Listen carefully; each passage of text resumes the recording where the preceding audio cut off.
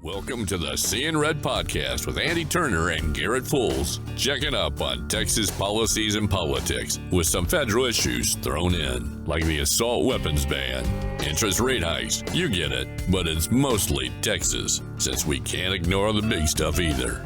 And now, here are your hosts, Andi Turner and Garrett Fulce. Everybody, welcome back to this week's edition of Seeing Red. We are glad you have joined us. Thank you so much. If you are a new subscriber, whether it's a podcast or on the YouTube, we're glad to have you. And for those that are returning, really appreciate you too. And to my friend in the North who sounds like something out of God's Game of Thrones, but to my friend in the North who reached out to us this week and had all kinds of input. Thank you. We love you and we appreciate you. And you know who you are. So, Garrett, some really interesting things to talk about this week. Let's start with the hook 'em horns. Yeah. the hook 'em horns. Yeah, UT had a lot going on this week. Obviously, they had the Title IX stuff starting to come down last week.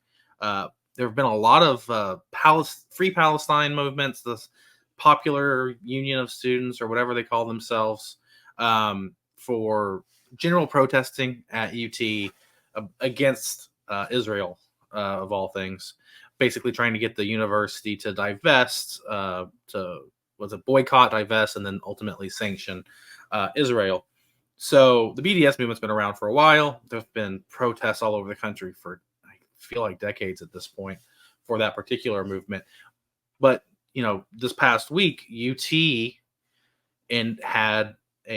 brought out the DPS, had a larger protest than they were had been having. They'd had about 13 since October 7th when Hamas invaded Israel and killed over 1,000 civilians, and ultimately starting this recent war between Hamas and Israel. And a lot of protests against Israel, which is odd, but he's existed forever.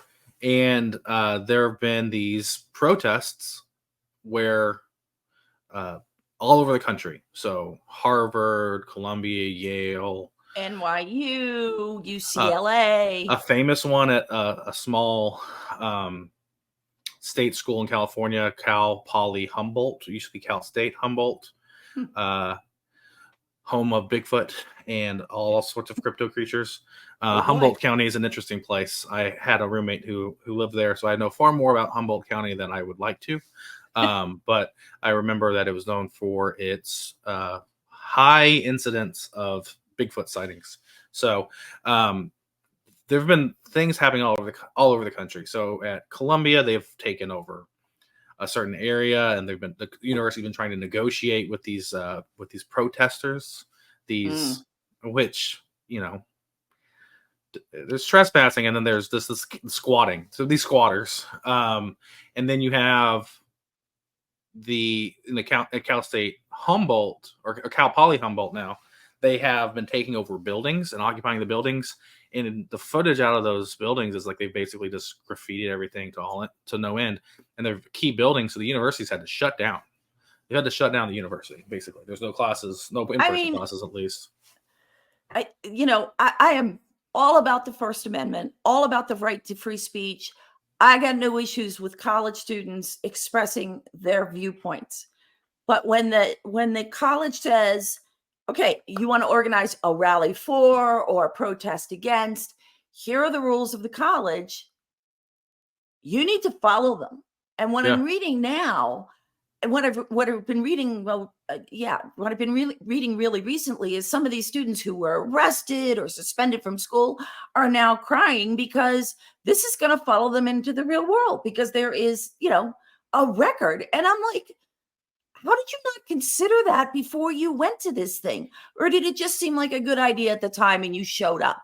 And literally, I saw a video of the NYU protest, and the commentator was saying, so what brings you here today? And they were literally like, I don't know. We're from Columbia. And they said, come support NYU. So that's why we're here. They had Yeah. no idea. No, and that's common. I mean, you talk to people who actually at a protest. Most of the people are there just because it's a big event happening, Right. and their friends are there. You know, and, Right. You know, people beget people. You know, if you build it, they will come type thing. Right. So And, gee, a good reason to skip class. Yeah. Right. I've always loved those protests. Like, oh, we're gonna walk out of class. I was like, why? Yeah. Most teachers aren't going to give you a pass for that. The ones No. who do are going to pass you anyway. So And nor should they. Right. I mean, So, that is not a common excused absence. You're sick, you've got a doctor's appointment, sure. there's a family emergency. Those are the things. But to participate voluntarily in a rally when you have a class, if I were the teacher, I'd be like absent. And if some teachers count your absentees against your final grade, my mother taught college. She did not, because her attitude was if you weren't in her class, you weren't going to pass. So the college required her to take attendance, but she didn't count it against you because she didn't just teach from the textbook. She taught from real world experiences and lessons. And if you weren't there, you were out of luck. And I think that's great. Right. So all these protests at these other major institutions in other states, the ones that have gotten the most attention have been the ones where they've been able to occupy space. They've set up tents, they've taken over buildings, etc. They were trying to do that at UT. So UT, they had a permit. So at UT, basically the process is a student organization has to sponsor an event or certain types of things, and you can do it for protests, and it's pretty easy to do as long as you follow the institutional rules. Like, you can't disturb the educational environment of others, you can't block egress, things like that. Right. If you're going to do a parade, you have to get a special permit for that parade. It has to be during certain hours, whatever.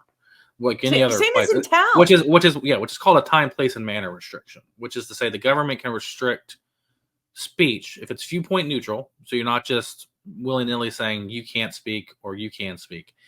And if there is a reasonable, what's called time, place, and manner restriction, which is to say you don't have to let a bunch of protesters onto a military base and block training if you're against the draft, or you don't have to let protests into a classroom or something like that.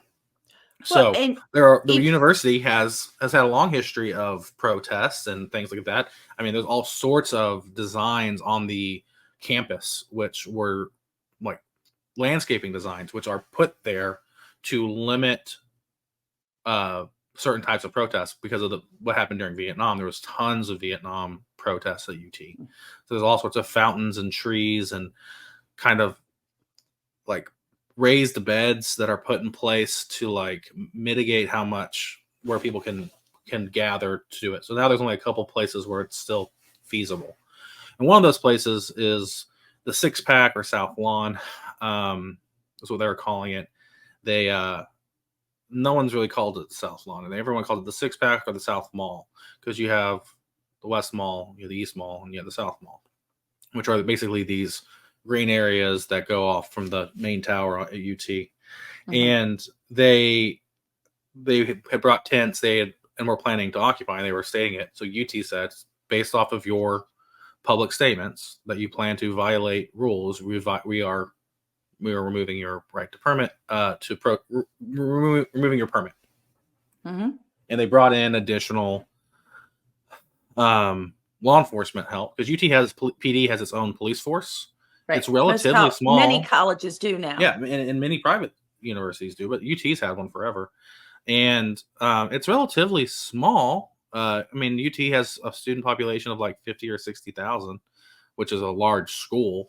But, you know, an urban city of 50 or 60,000 people doesn't need that many cops, especially when all the felony investigations automatically get kicked to the Austin PD. So, you know, it's a relatively small force. And they asked for help from Austin PD, and they asked for help from Texas DPS, who showed up. Did they ask APD? I knew APD was there. Okay. I mean, if you look at the photos, if you lived in Austin and if you went to UT, you'd recognize all the different things. But yeah, APD was there. They have a very iconic blue, like on their shoulder thing, so you can tell that they're APD officers. And then DPS is an iconic like brown uniform. So So I think what I took away from all of these schools is, you know, if you're going to participate in this and you're going to break the rules, you better be ready for the consequences. You can't go into these things and either break university rules or break the law and get yourself arrested and expect to be like, oh, but it was a protest and I was just First Amendment. No, you can't shout fire in a crowded movie theater. There's a reason for that, right? And as you pointed out, you even need, a permit to, whether it's on college campus or in a town. I used to live in a little town and we would have a Christmas parade every year and they would shut down the major thoroughfare in and out of town between 6 and 9 o'clock or something like that. And the organizers had to go get a permit so that everybody was aware what was happening and, this and everything could be planned for. People would be safe. People could get around the town, could get around campus, this and the other thing. But if you're going to break the rules, you don't show up for class, you get arrested. Austin or NYU police arrest you. Don't be crying to me. Do not be crying to me because I got no use for it. I support your right to feel how you feel, but you need to follow the rules for expressing that. You don't get to run around downtown naked with a burning flag protesting. That's not the rules. That's not how you do that. Well, you can protest how you want to protest. The speech itself isn't the issue. What you're talking about there isn't necessarily the speech that's at issue. It's the fact that you have a lit object and you're running around with something on fire. If that is your form of protest, let's say your flag says, so the issue is you're right that they're breaking other laws in their protest. Sometimes you'll have laws though that are put in place to limit speech. They call what's have a chilling effect. So we have to look and see if the law itself is particularly relevant. And there's always a form of civil disobedience, which is to challenge unjust laws. But you have to, part of civil disobedience and challenging an unjust law, as was learned from the civil rights movement, is the acceptance of the consequences for violating the law. Correct. Like Martin Luther King and the other civil rights leaders, when they were in prison, they knew they had violated the law. It was an unjust law and they wanted to fight it. And that was the point, right? They were accepting the consequences. And that's part of highlighting the injustice of illiberal or unjust law. And that's part of it. So you have to be willing to accept it and not really boo-hoo the fact that it happened. It's to go fight the law itself. So, but UT really got in there and was didn't let people take over come onto that piece of property. So there's 6 main buildings in the College of Liberal Arts. They go down south from the tower towards the Capitol because there's a direct line of sight from the Capitol to the UT Tower. There's a straight line and there's no buildings between it. And then on the UT campus, that's facilitated by the South Mall. And that area is a green space. It's a great place to study. Finals, or the last day of classes today, which is a Monday, and I believe finals start on Thursday. So this was all done the week before finals started. As classes are wrapping up, some classes would do like their final in class time because it didn't need to be a comprehensive 3-hour final. And so when it comes to the educational environment, it was a very critical time for UT and for most colleges to do it at this time. And those are a lot of the government departments there, the history departments, Spanish, econ. It's most of no comms somewhere else. That area is all the liberal arts majors. It's the home of the College of Liberal Arts. So there's a ton of stuff happening right there. A lot of students going for those types of finals at this time and those types of end-of-year things. And UT just didn't let them come in. And they ended up having to arrest about 50 some odd people. And they were able to stop them from occupying the area. And people have criticized UT because they pushed everyone out. They removed all the tents and all those sorts of things. And then they let people come back in because they weren't upset about people protesting. They were upset about people using amplified volume, so like loudspeakers and disrupting classes, which was disrupting the environment, educational environment, and they were upset about people camping, trying to camp and occupy, quote unquote, the area, because they did not want people to. That's, once again, that is the heart of campus. If you occupy that area, you shut down the College of Liberal Arts, which is like 30 or some odd % of the university, and they weren't going to let that happen. They just weren't going to do it, and they had the backing of the state government, unlike other places where you don't have it, because they definitely don't have the backing of the city. Because all of those protesters, I think every single one, have their charges dropped, even though they're on video refusing a dispersal order in Austin. Yeah, because DA Garza, who is under his own issue right now, being, with people seeking to remove him for not pursuing certain charges. Exactly. And now he's not doing it because there wasn't enough information in the affidavit. And the affidavit said we're told to disperse. It was given a lawful disbursement order and refused. Well, what else do you need? Yeah, I don't know. Plus, everything's on video, so I don't really understand that element. Not a prosecutor.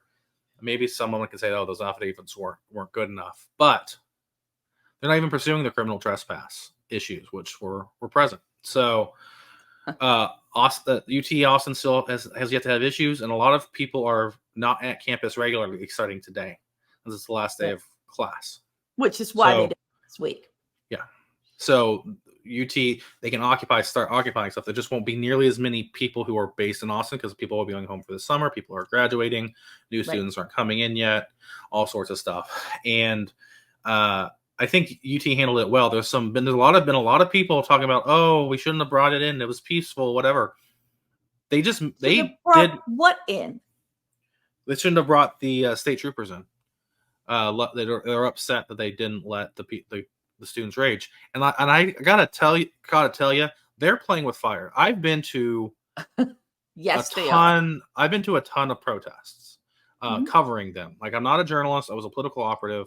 Part of my job was to go to certain types of events, depending on who was speaking at them, to record their speeches so that we could use it against them whenever they said crazy things. It was opposition research. Yeah.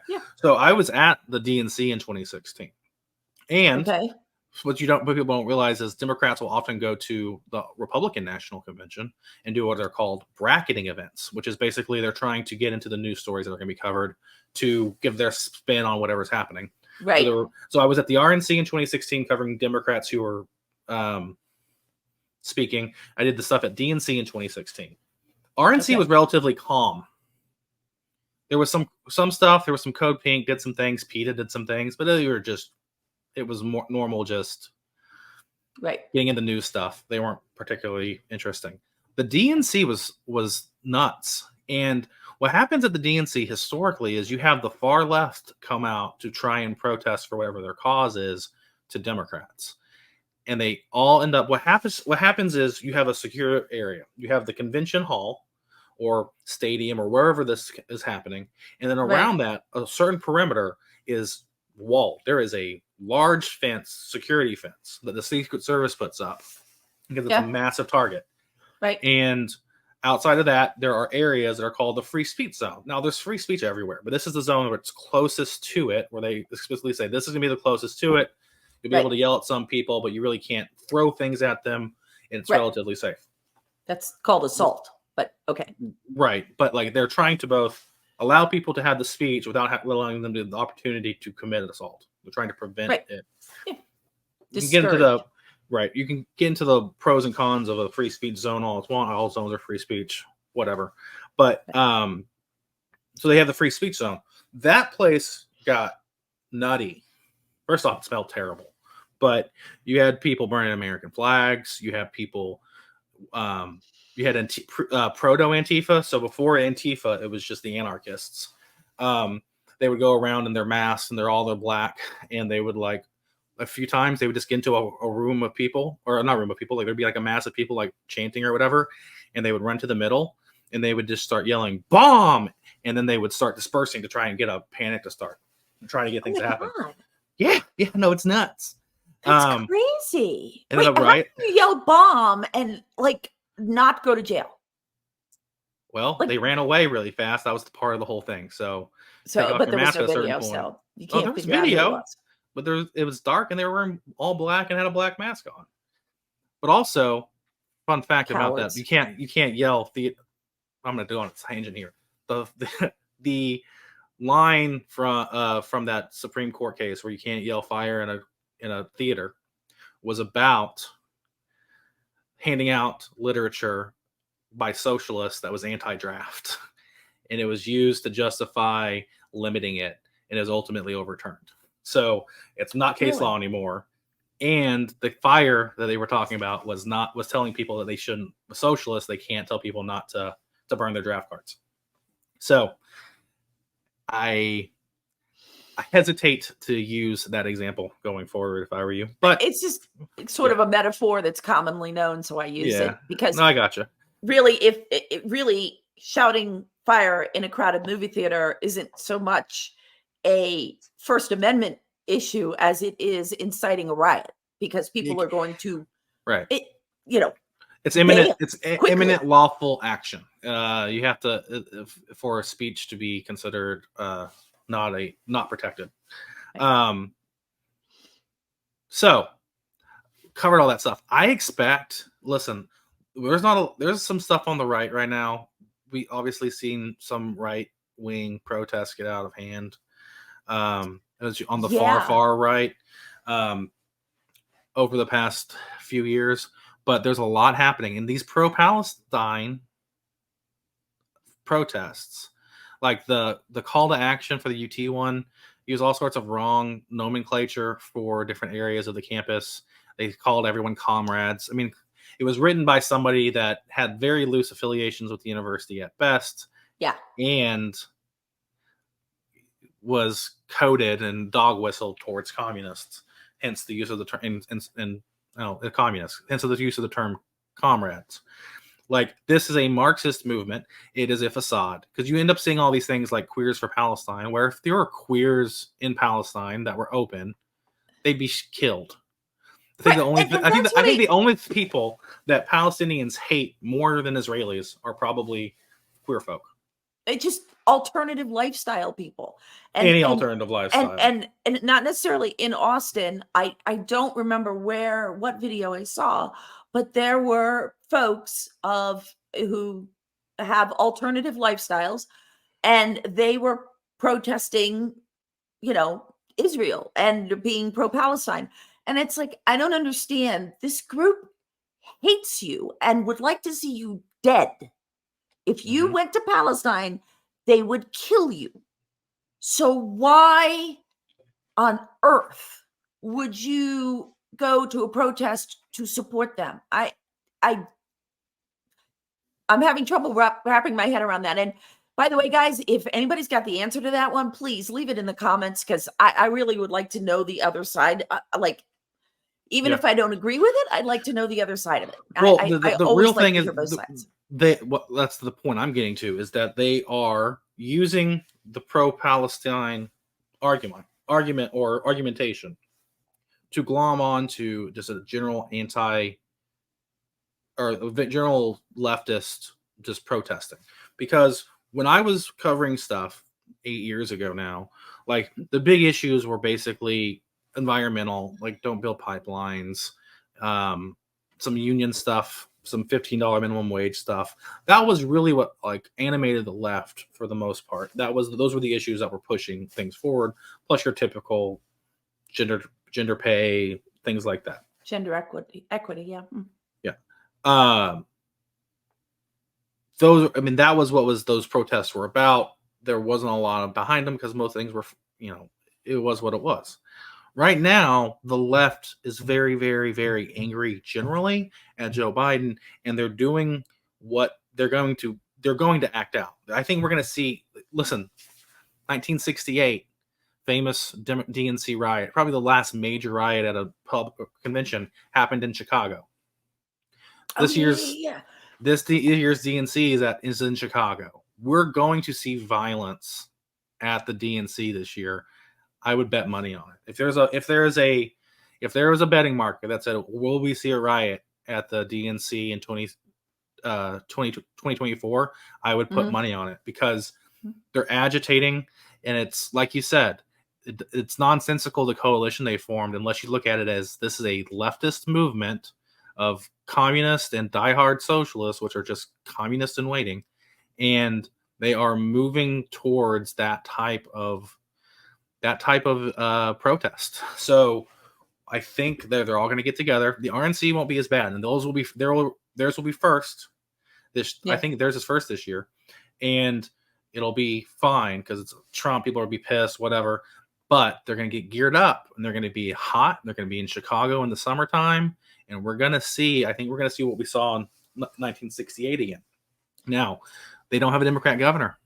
I mean, sorry, they have a Democrat governor. They have a Democrat mayor. They've defunded the police. They've cashless bond, the whole 9 yards. So like, what's going to happen when you don't have? What's going to happen? I don't know, but I think you're going to see major protests. You're going to see major issues at the DNC, and I don't think it's going to look particularly well to the rest of America when it happens. But we're getting ahead of ourselves. Well, a particular large city mayor during a set of riots, basically was like, "Oh, we need to give them space to destroy," and I was just like, "Are you kidding me with this?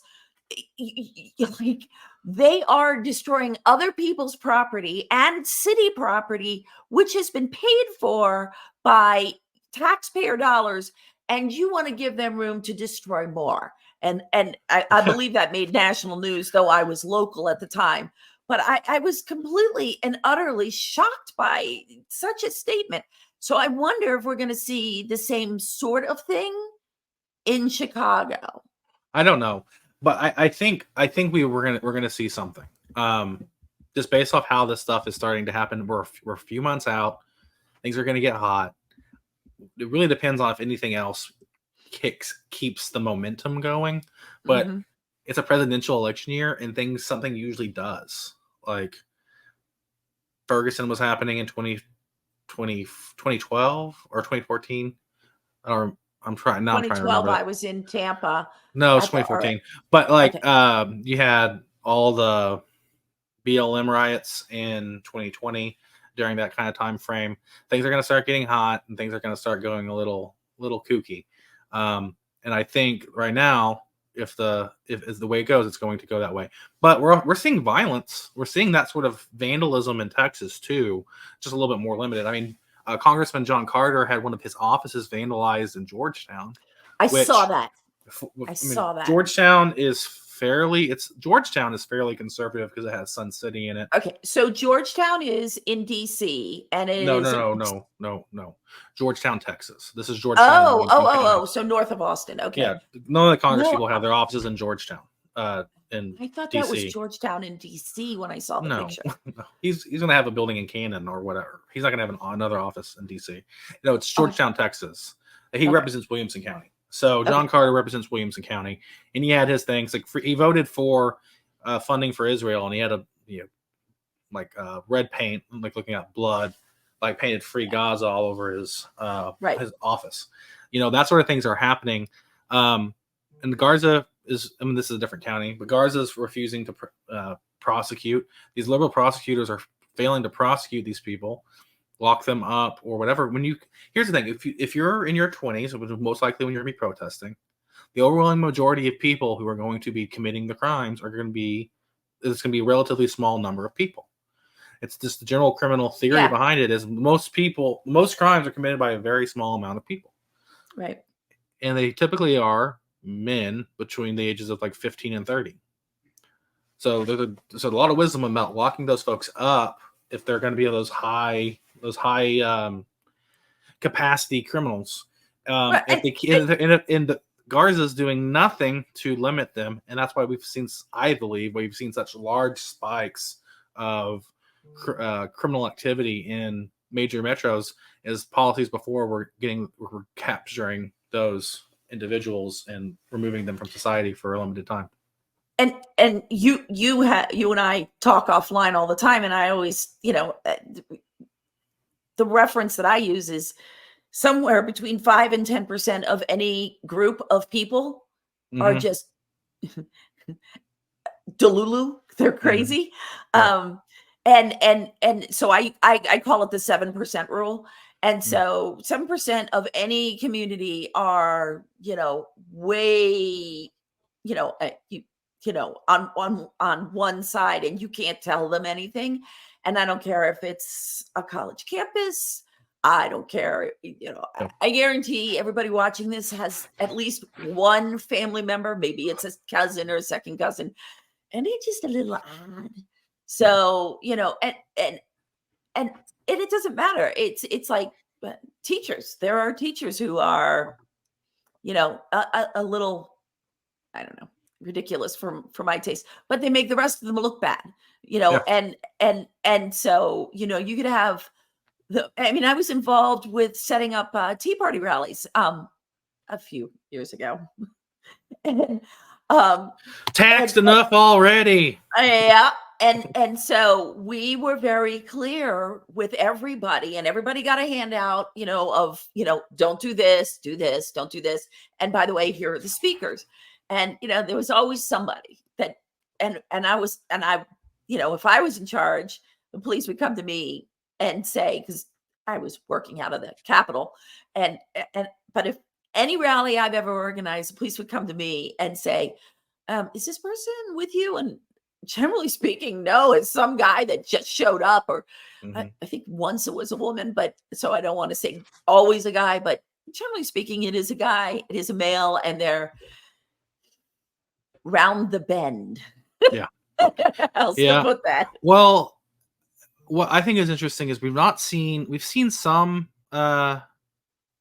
general condemnation out of this from kind of the Defend Texas Liberty folks, the guys focus on it.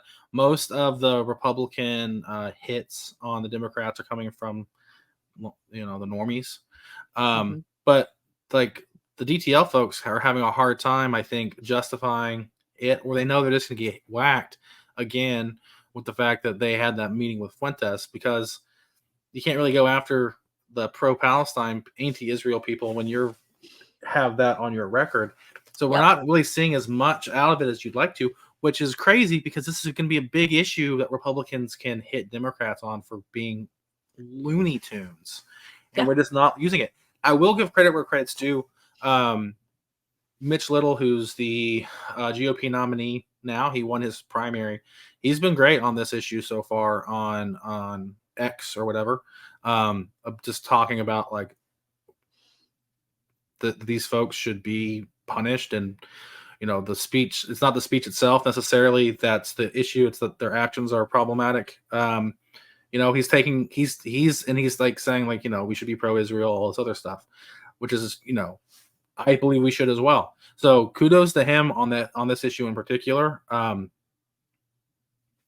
just wanted to throw that out there because I don't want to think like we're always hitting these folks. Credit where credit's due.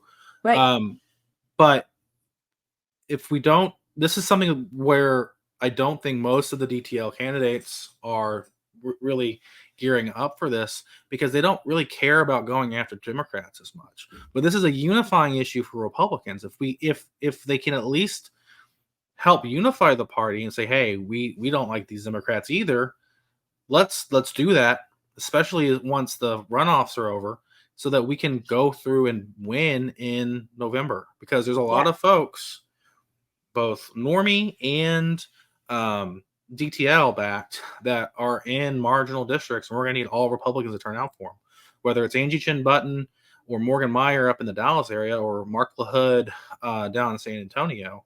Like, these are folks that are going to need, are in districts that are an issue. You also have the district, the congressional district 23, where Gonzalez and Herrera are going at it. Well, if Gonzalez loses that, Herrera is going to have a hard time winning that district in the general vote. Regardless, people are going to need to come together, because that's a marginal district. And if we're not coming together, then the party's just going to fracture, and you can just turn Texas blue again. Yeah. And people need to realize that, you can disagree with somebody, and we've talked about this before, but it doesn't matter what the issue is. If you are pro-Palestine and I am pro-Israel, you have the right to your opinion. And I support your right to talk about your opinion. I am not in agreement with you. However, I support your right to speak your opinion in a lawful manner. Don't, start a riot. Don't, whatever. We don't have to agree on everything. We have to agree on most things in order to be Republicans.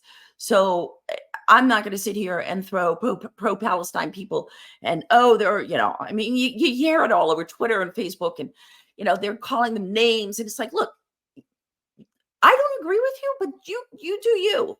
Okay. I'm moving on, and I'm talking about my viewpoint, and I'm not going to fight with you about it. It's just, we need to get along, or we're going to lose seats. We're going to lose seats federally. We're going to lose seats in Austin. And at some point, civility needs to reign. No, well, I don't think we're quite to that point yet. Let's follow up on some stories that we covered a little bit. Yep. Ken Paxton seems to be filing a lawsuit against the Title IX changes, which, once again, I really wish a different state would take lead on it, because I would like it for the rights cause to win. And I don't think Paxton is, in his current crop of D-list attorneys, are up for the challenge. But people are talking about him, a possible matchup against John Cornyn. I read about that. Yeah. And Cornyn's like, I'm not worried about it. He shouldn't be at this point. I think if he wins the leadership challenge and Trump wins the presidency, then Trump will ultimately back Cornyn. Trump will back Cornyn. Regardless, I don't think Cornyn's dependent on a Trump endorsement, but if he got it, Paxton would just lose. I mean, let me just say, if former President Trump chooses to endorse, I can speak occasionally. If he chooses to endorse, great, it's a podcast. Senator John Cornyn, the 2A community is going to lose their collective minds. But Trump doesn't care about that kind of thing. He just cares about, like, he's going to need them. Yeah, he's going to need them. Right, and Cornyn's been, in leadership in the Senate for a while, and making that machine run is a task that few are up to. So, and depending on how stuff breaks out, you're going to need folks to, Cornyn will be somebody who can do it. He's one of the folks who can do it. So if he's able to win the leadership position, and I guess it'll probably be in December, late November, early December, then I think he'll be fine going into the next primary, but it's too early to tell. So, and it also depends on if we're still in the majority. Well, I'm not saying he'd be majority leader, because they're minority. It'd be just for leadership generally. But I don't. Paxton is riding high on the hog right now. I do not know how well he'll stand up to the buzzsaw that is a John Cornyn campaign. John Cornyn is, particularly in his campaign, are pretty good. They're very good. So I don't know if he'll be able to withstand that sort of pressure. He hasn't had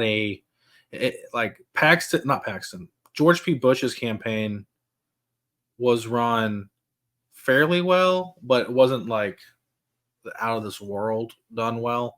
And I think Cornyn will, as the incumbent, Cornyn versus, and Cornyn's name isn't George Bush, so I think Cornyn running, obviously we're more than 2 years out, anything can happen, but at this point I just don't see Paxton beating Cornyn head to head. I don't know. I mean, so if they have to choose, I feel like I can speak to generally the Second Amendment crowd. I cannot speak generally to other coalitions within the Republican Party, but the 2A crowd, not fans, and they are very loud. So, and they still haven't forgiven him for the, what is it, Safer Communities bipartisan ooblegot. And now, recently, Cornyn has discovered, oh, gee, there's some problems with this. And so now he's trying to fix it. And it's like we told you this. But anyway, so I just, Ken Paxton is, I can't think of a reason for the 2A community to dislike him and come out against him. I don't know what the NRA will do. Although I would think they would tend to endorse the one that's already in the seat because they have a record.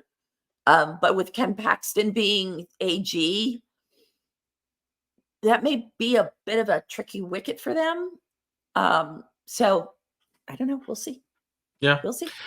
And then also, it looks like Caitlin Clark is going to make a lot of money from an endorsement deal, which is what I think we talked about. But, yeah. I mean, WNBA doesn't make up very much money and loses money. So it was Nike, right? Yeah. I just have endorsement deal written down, but it was it was anyway, it was a sneaker company, but I think it was Nike, and I was like so thrilled when I read this. I was like, because she deserves. She's a very talented player, and she wants to go play for the WNBA, and I'm delighted that somebody came to her and is gonna make, is gonna hold her up as this amazing athlete that she is. So it's good for women. It's good for women's basketball. It's good for women's sports. It's a win-win. And yay, Caitlin. So I think that's all we got for this week. But we'll be back next Wednesday unless more crazy news drops and we have to come up a little bit early. But we'll see you next week. Thank you so much for joining us. Don't forget, look down at the bottom of the screen. You can find our Twitter handles for our personal, for the account. Right. Send us an email, all that fun stuff. Get in contact with us and comment. And yes, please comment, because we do answer the comments on YouTube. We do monitor those. And also it helps us move up in the algorithm. So other people who are interested in this kind of material will be exposed to it. So whatever your comment is, put it in there. If you've got an emoji, that's a reaction, I'm happy with that too. But if you could help us out, that'd be great. Yeah, we'd appreciate it. So thank you so much. We'll see you next week. Y'all have a good one. Bye, guys. Bye, guys. You've been listening to the See in Red podcast. It's always Texas politics and beyond. We present the facts and opinions. The See in Red podcast with your host, Andi Turner and Garrett Fulce. Thank you, and tune in next week. And please do us a favor. Hit the subscribe button so you don't miss a single episode.